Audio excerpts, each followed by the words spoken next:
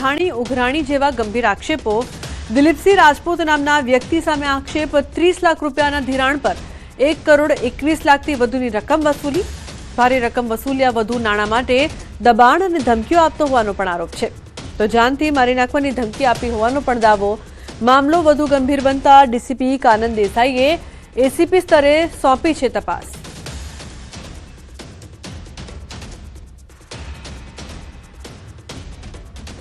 मैं गोडादरा में दिलीप कुमार नंकू सिंह राजपूत से 30 लाख रुपए 3 मकान की फाइल रख के लिया था, जिसके बदले में उसने मेरे से धीरे धीरे करके 1 करोड़ 21 लाख रुपए सूल लिया। 1 करोड़ 21 लाख सूलने के बाद कुछ पैसे की लेनी देनी बाकी रह गई थी। इसने मुझको गोली मारने की धमकी दी। तो धीरे धीरे करके मुझसे 1 करोड़ 21 लाख रुपए ले लिया और मैंने अपना जगह बेच के इसको पैसा दिया। मात्र मौज शौक माटे मेट्रो स्टेशन नजीक पार्क थયેલ વાહનોની ચોરી કરતા રીઢા આરોપીની પોલીસે ધરપકડ કરી છે અને ચોરીના 14 જેટલા વાહનો કબજે કર્યા છે। આરોપીની પૂછપરછ દરમિયાન અલગ અલગ પોલીસ સ્ટેશનમાં નોંધાયેલા 9 ચોરીના ગુનાનો ભેદ ઉકેલાયો છે।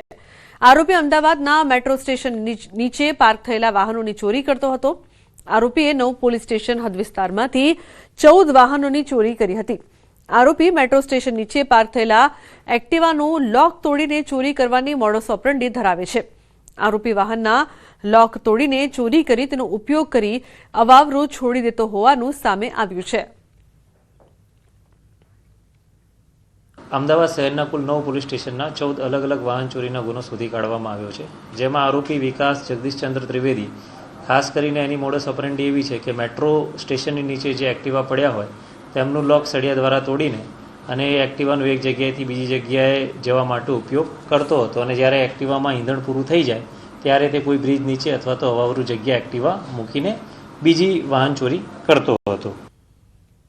દ્વારકાના ખંભાળિયામાં પીજીવીસીએલ વિભાગીય કચેરીમાં સ્ટોરમાં થયેલી મોટી ચોરીનો ભેદ ઉકેલાયો છે।